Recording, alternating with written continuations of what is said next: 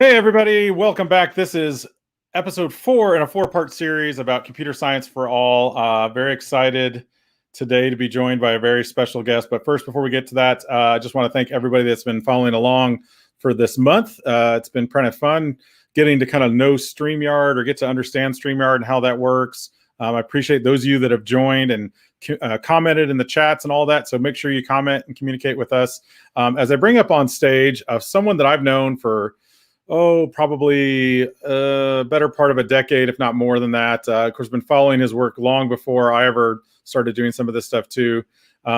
He was a strange guy that would like wear weird socks and weird pants and and always had these interesting stories to share. He's kind of like the godfather of Twitter, if you will. So Dean Shareski joining us today. How you doing, Dean? I am doing very well. Thank you for that odd but probably complimentary introduction. I guess that's not the best. That's the best way you could put it. I mean, that's kind of sort of my style. No, I think I want to say it was like at a TechSig event or something in Texas. Scott Floyd was here, and and of course the three of us were on one of your shows just recently, and you were the keynote speaker, and I think that was the first time I'd ever and you talked about like barbecue and pants and all sorts of strange things and there was like I think there was a Miley Cyrus song or something in there too about some kids in a computer lab doing a Miley Cyrus song on YouTube. Oh, good memory. Good memory. Yeah. Well, so how you been? How's life up in Moose Jaw? Life is good. Life is good. We were just talking golf before we went on, and I mean, our golf season is short, but I already have 15 rounds in. If that means anything to anybody, that's good. That's important. That's important. That's either good or it means you're not very busy. But I try to play at least once a month. So yeah, I'm nowhere near your level of golfer, but it is fun to get out and enjoy. And it's actually one of the few things that I was able to do during the pandemic. And how was it up there in your neck of the woods? How was the pandemic and everything up there? I mean, it's interesting. I think when I think about the U.S., it's typical in the sense that there's more of a variance in terms of state to state, city to city, and their experience. I think Canada is probably a little bit more narrow in terms of ours. So we didn't have quite the degree of freedom and opening because, again, Texas declared COVID was over quite a while ago, apparently. We don't have it here, Dean. You didn't get the message. Yeah. I know. Great. Yeah. But we also didn't have quite the restrictions. And I mean, we just had, I think by all counts, you had about 4 times the number of deaths, really, which is probably the biggest metric. And so that just meant that we didn't have quite like schools, for example, for the most part throughout the country were open almost the entire time, like with obviously exceptions, but generally speaking, there were Christmas time, I think some extended virtual stuff. Everybody did some level of virtual, I think, but most of it was face-to-face. High schools, had some variations on that. But yeah, I mean, and now I think we're a little behind you in terms of kind of coming out of it. But I think there's definitely lots of hope on the horizon that, okay, I think there's a new day coming. So that's the good news. Yeah, we, in Texas, of course, everything's the Wild West down here. They just passed a law that you can carry as many guns as you want without any license. It's kind of getting kind of crazy. It's almost like how extreme can we go as a state? So it's going to be an interesting time for sure. But I will say, yeah, I've been pleasantly surprised with how they handled the vaccine rollout here compared to I have friends in the Northeast and friends in Canada and Australia and stuff, and it's just not been. Everybody here is pretty much who's wanted it has had a chance. My 12-year-old. Recently, and I was eligible, so we've trying to convince her to go. But that's a whole nother. She's also got a phobia of needles, so I have to figure out a way to make her overcome that. So that's a whole nother thing. But before we get too deep into this, I feel like I need to ask at least our opening question. Always has to be kind of fun here. So I just want to ask, what is your feeling on pants, just in general? Give us your ethos, your philosophy, your belief as it comes to pants. Yeah. And I know a lot of people, wonder about this and almost feel like I'm contradictory because some people know me for I wear the colorful pants, and yet sometimes I talk about wearing no pants at all, right? And just how can you do both? When I say exactly, and when I say no pants, I mean like shorts, like short pants. We have a small window of time in Canada to wear these short pants. So here's the philosophy up front. I'm against them, but if you have to wear them, you might as well go big. That's what I'm saying, is if you got to wear them, you might as well. Like nobody ever, I think the quote I've sometimes shared in it, and again, it's just from a random tweet from some person who has like 4 followers. It says like, you can't change the world in boring pants, I think was the quote. And so I've kind of hung on to that. So that's all I'm saying. But if I mean, and COVID was like no pants for like 14 years, right? Or 14 months. So that was wonderful. And one of my favorite books is The Year Without Pants by Scott Birkin, who talked about leading remote teams. He started working for WordPress a number of years ago and wrote a book about his experience leading a team virtually, and it was called The Year Without Pants. That is interesting. It was an interesting book. Yeah. Especially when you think about how advanced, I mean, how ahead of his time. I mean, to be honest, in terms of education, we're always behind anyway. But I mean, there's been virtual remote work happening for the better part of at least a decade, I would say. That's right. That's right. And we're just now figuring it out. There was a book that you recommended to me that I read recently called, I think it was So You've Been Shamed Online. Yeah. Is that the one? Yes. You recommended it. I publicly shamed online. Yeah. Yes. I immediately bought it. And since we're going to talk a little bit about computer science and hacking and all this stuff here in a second, what is that? Tell us a little bit about that book, because what I found that was interesting was right when the pandemic started, I immediately went on Facebook and I started asking questions. I was like, well, what does this mean? This is March of last year, right? And people were freaking out and it was kind of crazy. And I understand that. I mean, nobody knew what anything was. And it was amazing to me that I had people actually shutting me down saying like, you can't ask questions. And I was like, well, I'm not saying, I'm not questioning what's happening. I'm just saying like, what does it mean? Or how is it infecting people? And so I got rid of my Facebook for a while. I kind of just got off of it. And then you'd recommended, you got to check out this book because there's a lot of that. And I feel like what happens is like when somebody does something they shouldn't do or says something stupid online, that's one thing. And then what ends up happening is this horde of people just jump on top of them and say almost worse things, but it's almost like allowed. Do you have experience with that? Have you seen that? I mean, what drew you to that book, and then kind of got your take on that? Well, I think to your point, I think I wrote a blog post a couple years ago called "The Problem with Curiosity," and I think it was speaking about the ideas like sometimes it's dangerous to ask questions, because if you don't ask the question in the right way or to the right people, you kind of get shut down. And here we are as educators and institutions that are trying to, I think, promote the idea of curiosity, like ask a question, but now that book, to be fair, isn't talking necessarily about what you're saying, which is like let's understand. I mean, when it comes to things like, the pandemic and vaccine, and the fact that there were and are many people who are still trying to figure out, well, how real is it? What's the impact? And again, I'm not trying to argue against science. I'm just saying, like, if somebody has doubts, do we just say, listen, just shut up and believe it? Or do they get an opportunity to say, like, help me understand this, right? And I just feel like we need to figure out how to create spaces to be more welcoming. Now, the book talked about, just sort of the whole challenge of mob mentality, and it dealt with the, and I want to say her name was Jessica Sacco. I don't know. I might not get her name right, but she's the lady that flew to Africa. Tweeted about.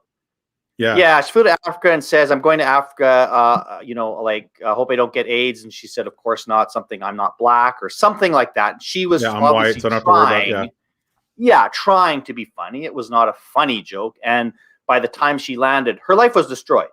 Like, she lost her job. Like, it was just this, like, is that the right consequence for telling a stupid joke, And it just speaks about the fact that, that's what social media and the internet does. We know it in positive and in negative ways. It amplifies everything. And I think about, I always tie that, when I share that idea, I always just tie it into like, where are we as educators when we talk about forgiveness too, right? I mean, we tell kids like, oh, never post anything online. It's there forever. And that may be a good message, an important message to share, but also, could we not also share the fact that, we also can forgive people, and we also can help people. We love talking about failure. Oh, kids, failure is an option. Kids should be able to make mistakes. Yeah, they should, and they will. But what about, like, are there certain mistakes that we've just decided, well, that's unforgivable? And especially when it comes to young people. I mean, adults perhaps are in a different category in some respects, but certainly with our kids, like, yeah, they're going to make mistakes, and we should be able to sort of model what it means to reconcile, right? Because I think the whole notion of reconciliation is not something that we're particularly good at as a society, I don't think. Well, I think it's interesting now when you see in social media, even it's almost like certain platforms allow certain things. Like, so on TikTok, you can kind of do something silly and goofy, and it's okay, right? It's kind of allowable.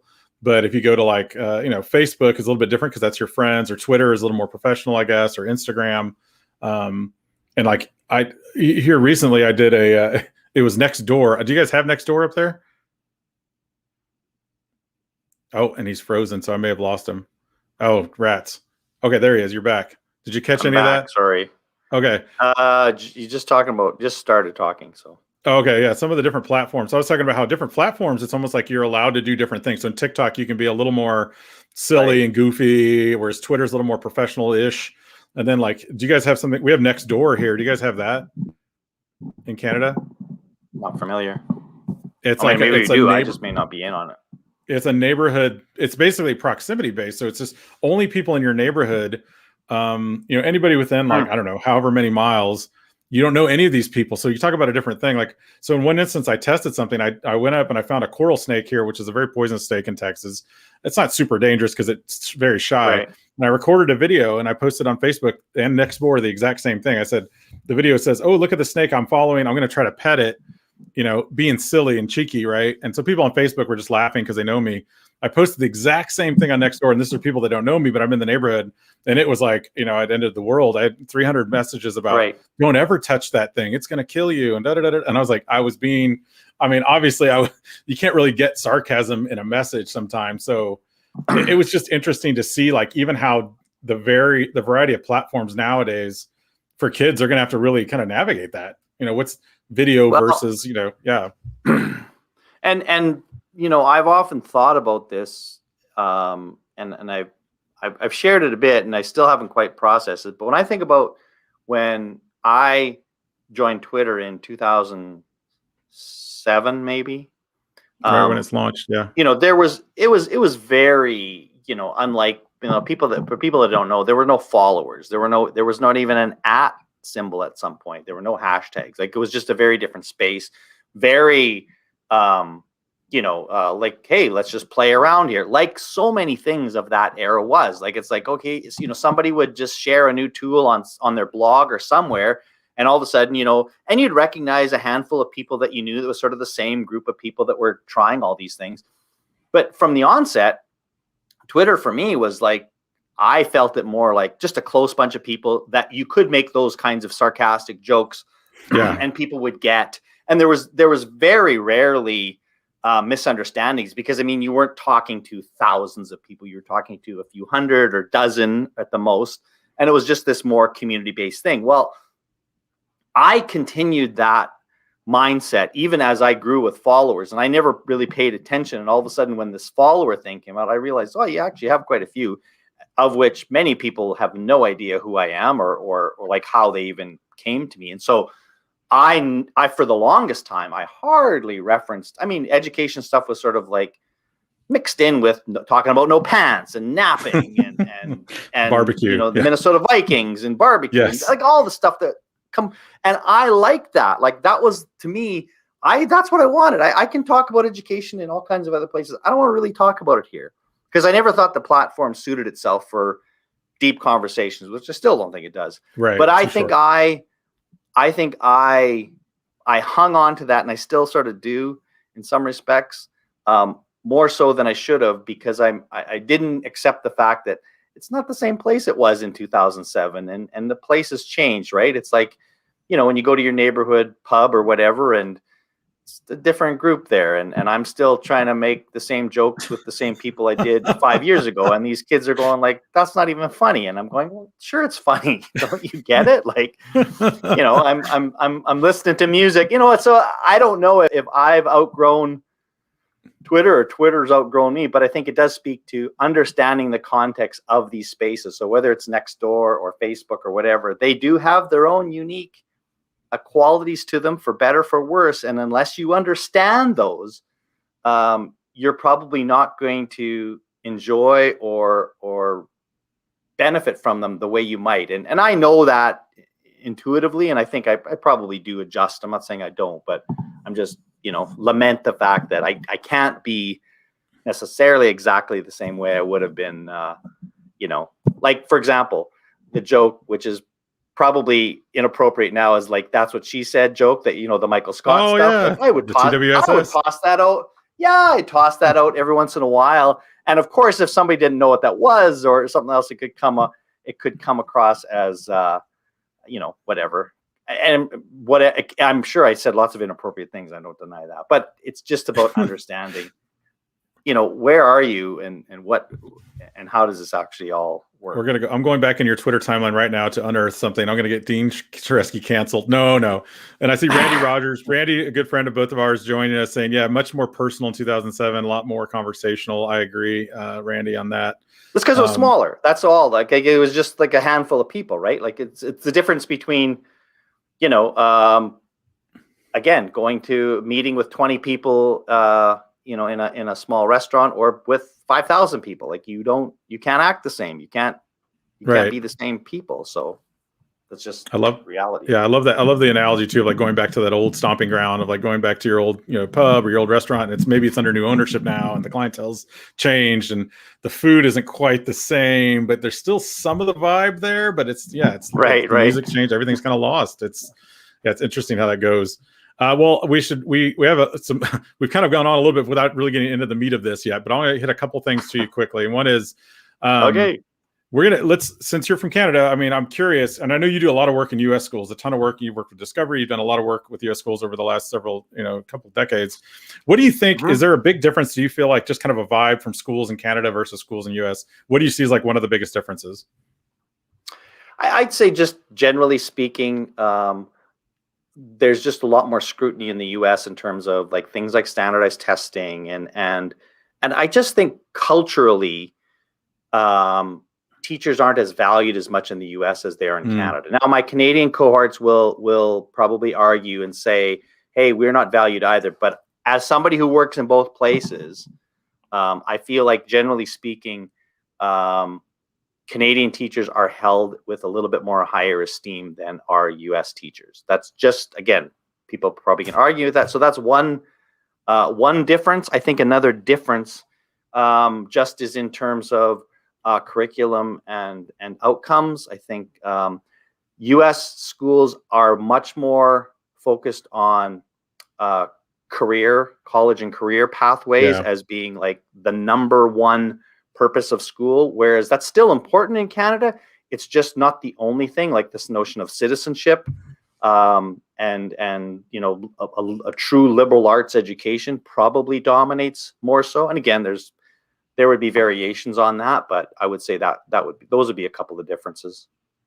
Yeah, we just had the discussion with our 12-year-old, recently about, well, college, let's start figuring that out. And I'm like, yeah, college is changing. I mean, you've done a lot of work with colleges too. I feel like here in the US, I feel like it's so commercialized anyway. So like, you go to school. I went to UT here in Austin with no earthly idea what I was going to do as an 18-year-old. I was spending thousands of dollars of my parents' money trying to figure out, like, do I want to be in drama? I switched to that. I was in engineering. Education finally is where I landed. But I'm like, that's a lot of pressure to put on a kid, and then thousands of dollars, and then you're loading up the debt before they figure out what they want to do. So we're like, we should try to push her to like a community college, or maybe do some college credit before she gets out of high school, just so she can kind of figure out what she wants to do. I agree with you. I feel like the track that we're on. Now, you have girls as well. How many kids do you have? You have 3 girls, four girls, right? Yeah. 3 girls, 1 boy. 3 girls, 1 boy. Yeah. I remember a few years ago, you shared a picture with me, and it was, you were out of town. We were traveling somewhere. I can't remember where we were, Arizona or somewhere. And you shared a picture of your girls who were grown up, and all of them were in bed with your wife watching like a movie or something. And I was like, that's crazy that never changes. And you know what? You were absolutely right at that moment. Cause I think I had a 1, a 3, and a 5-year-old, and right now they're 8, 10, and 12. And it's still the same. They're upstairs right now doing that. They're watching the Gilmore Girls or some show. Yeah. While I'm doing this. That never changes. So, how has this affected your kids? I mean, everything with the pandemic, has any of their lives been upended?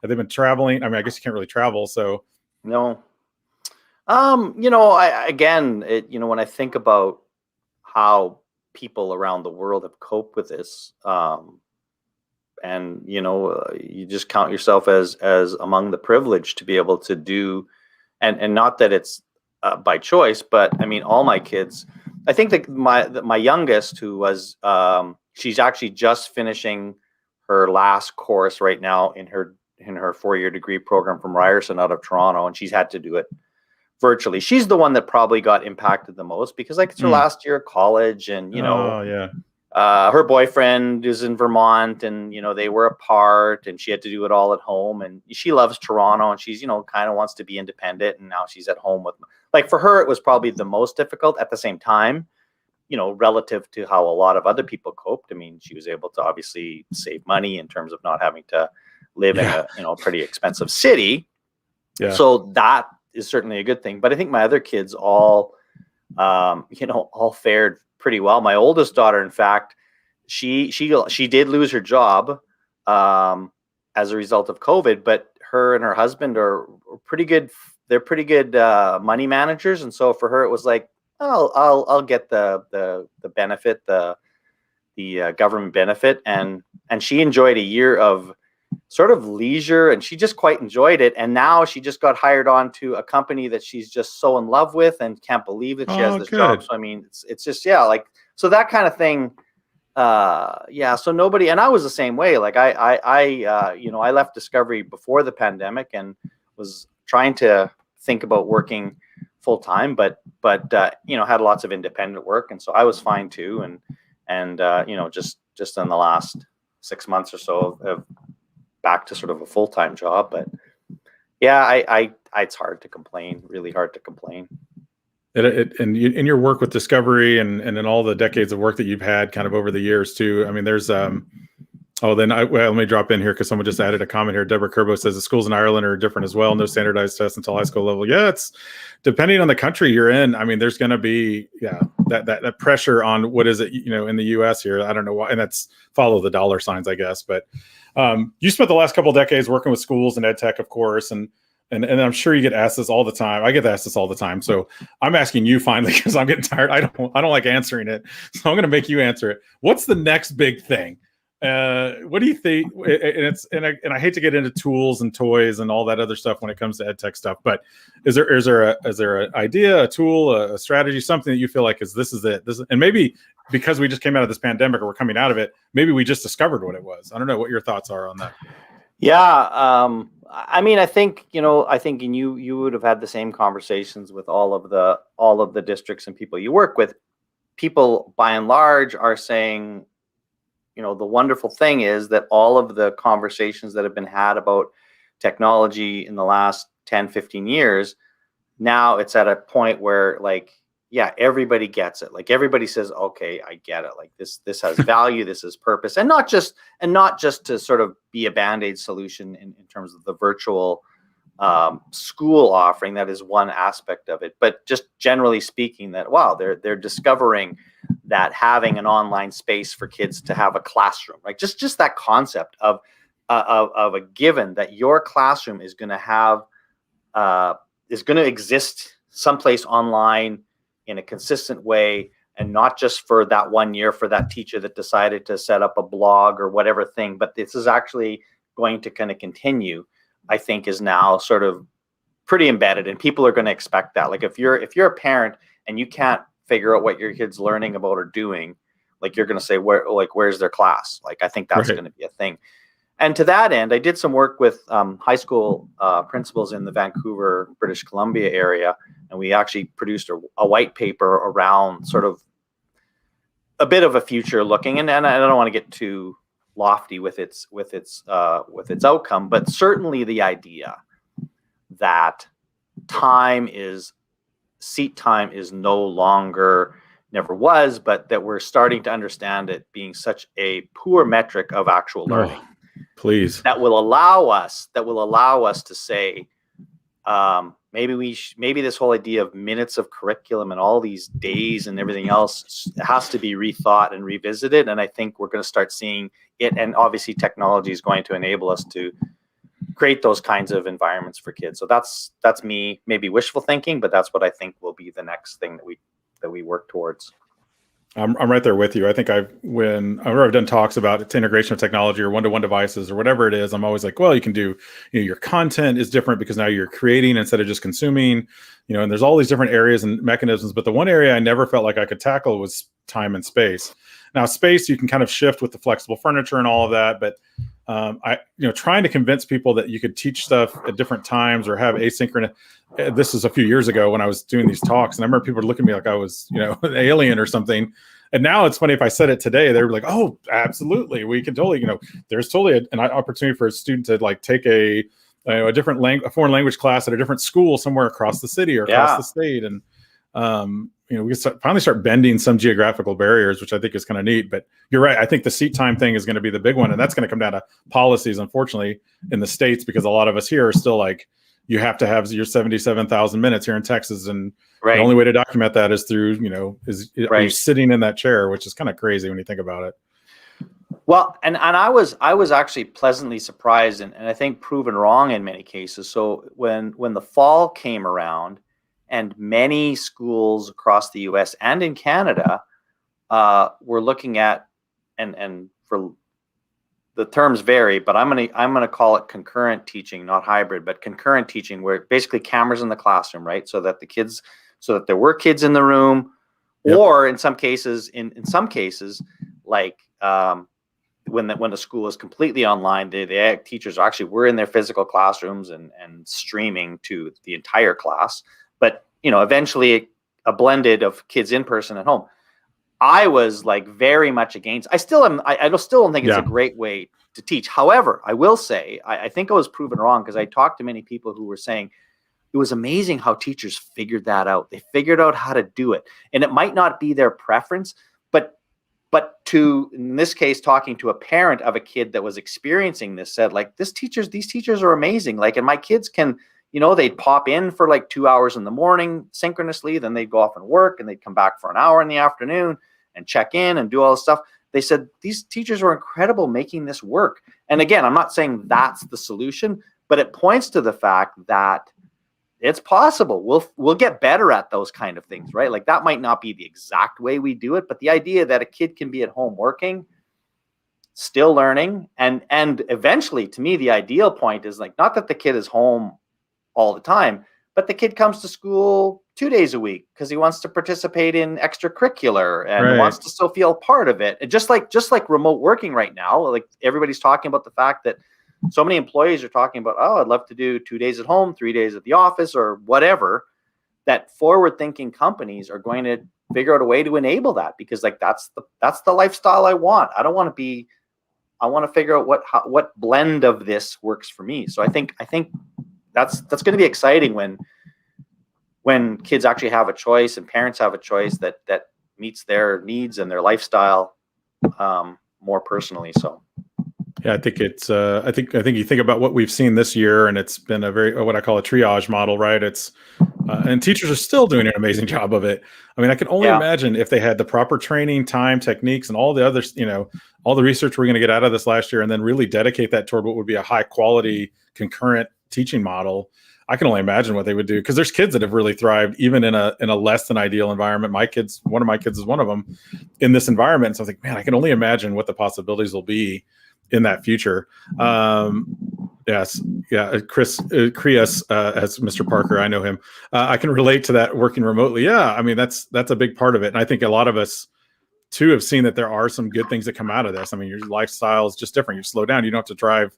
In my case, I was driving 35 to 40 minutes to work each day with my kids in the car, taking them to school, going to my office, coming back. This is all pre-pandemic when I was still working in a school district. And I was like, I missed that hour in the car with them, I guess, but now I get it here at home with them. So, dad's got to go to work. What does that mean? Well, dad's going into the office, he's walking, and maybe he's putting on pants, but you never know. Thanks, Rochelle, also for dropping in there. Great conversation there as well. So I guess ending point here, and we've been kind of we haven't really hit computer science. We've been kind of hitting all around it. So I'm going to end it with this one. And this is kind of like the whole purpose of this is really we're talking about, equity and access, and that's been an issue. And luckily, or not luckily, but maybe fortunately, we've started to discover that because of the pandemic, there's been some major issues with that equity, and they're starting to get devices and get internet out to places that don't have it. Specifically around computer science, what are your thoughts, kind of final thoughts on this? What are your thoughts about how do we motivate these students and really teachers to get more excited about it? Because there is a future in it, and in the US especially, and I don't know if it's the same way in Canada, I haven't seen the stats, but we're just not turning out enough really kids that are interested in it to really go into the field. But the job market itself is exploding, and I know it's more than just jobs, as we talked about. But what are your thoughts around that? Well, I think it always comes down to, so when you say computer science, you just by default you naturally attract a small percentage of kids who are saying that's cool, I want to do that. And then there's this whole other segment of kids who are going, that's not something I'm interested in. So I think it comes down to helping them understand just how pervasive it is in our world. Like, and it can start with some really interesting work. Like, I think about, you watch the Netflix thing on the social dilemma and the ways in which algorithms impact our life. It doesn't matter if you're talking about that or you're talking about cryptocurrency. Like, there's just so many really essential issues. Like, there probably isn't an issue out there today that doesn't have some component of computer science, but we just don't necessarily, that's not our first thought that that's what is behind this in some way. So I think it starts with helping our kids at a very early age, understanding just how pervasive it is in our lives, and connecting them to the, whether it's in the arts, because again, people don't necessarily connect computer science with the arts, and yet there's tons of compatibility and integration around that idea. But that's just not, it's something that it seems like for most kids, they have to figure that out on their own when they discover, oh, I see that, this music, that's what that was about, is actually connected. Well, and that's wonderful, but why wouldn't that be actually more embedded into the kinds of things that they experience with caring adults and their classmates in school? And so I think that's, to me, where this begins, is that they start to see how much it's a part of our world, and whether that's exposing it for, those potentially negative things that are part of it, because that's obviously the resistance, right? So we don't talk about technology because technology has all these absolutely. But if you understand it, you then can help. I mean, think about all the kids that have developed apps around, that are dealing with bullying and all kinds of things. Like, it's because they were passionate, not probably about computer science, but like, this is the girl that created the meet your friend at lunch, the lunch thing or whatever, or find it. Like, that's just a simple example, but it's an example of, like, I'm sure her passion wasn't computer science. It was like, there's a problem here that I want to solve. Oh, hey, there's a way to do this using technology. So I think that's, to me, the way to do this is motivate kids. Because again, there's just naturally kids, you show Minecraft, they're hooked. This is the greatest thing in the world. They're gone. And that's the thing. And one of the things that we're involved in my work with ALP and Dell is Girls Who Game, right? And basically it's recognizing that young girls they're not like, when you think about esports is crazy big, but it's crazy big for dudes for the most part, right? Girls dudes that look like me and you. That world. It's not a part for females, and yet it's not only lucrative. It's like, there's so many positive things about esports too, but again, that's seeing a need. So that's one of the things that we do, is start with Minecraft, helping girls sort of enter it from, hey, are you interested in design? Let's use Minecraft to build and create really cool spaces and things of that nature. So just another example, but again, I think it's about starting early and helping them see the connections to everything around them. Well, that's my stepping stone for my kids, is Minecraft. All my girls are completely hooked. They have, my oldest just asked me today, she's like, Dad, can I wipe out all my Minecraft worlds because I want to start over from scratch? I was like, why? She's like, I feel like I've done everything and built everything I could ever build. I had a floating city and all this stuff. I was like, it is phenomenal now to watch them just fly on that. But well, I want to thank you for joining. I also want to thank Rex Academy, of course, talking about computer science. They have lots of great things. The esports, you talk about becoming a YouTube star, the gaming at an early age. I think that's kind of what's central to their mission. And Sandy, who's the actual founder of it, being a female in a field, again, dominated by males, That's what kind of drew me to Nice. them as a company. And I thought that's kind of a cool thing. It's just trying to get that message out there and really trying to reach girls and those underserved youth at an early age. I think you hit it nail on the head, man. We got to get them early and really make them kind of excited and understand about it. And her course, one of their courses is cybersecurity. You were talking about, like, do we want to teach them all the bad stuff? I saw that course and I was like, ooh, we're showing them how to spoof websites and catfish. We got to watch out for that because we've had lots of experience on that. But at the same time, you could teach them that and say, like, now how to use this for good and talk about the ethics of it, which I think is the meat of it. Absolutely.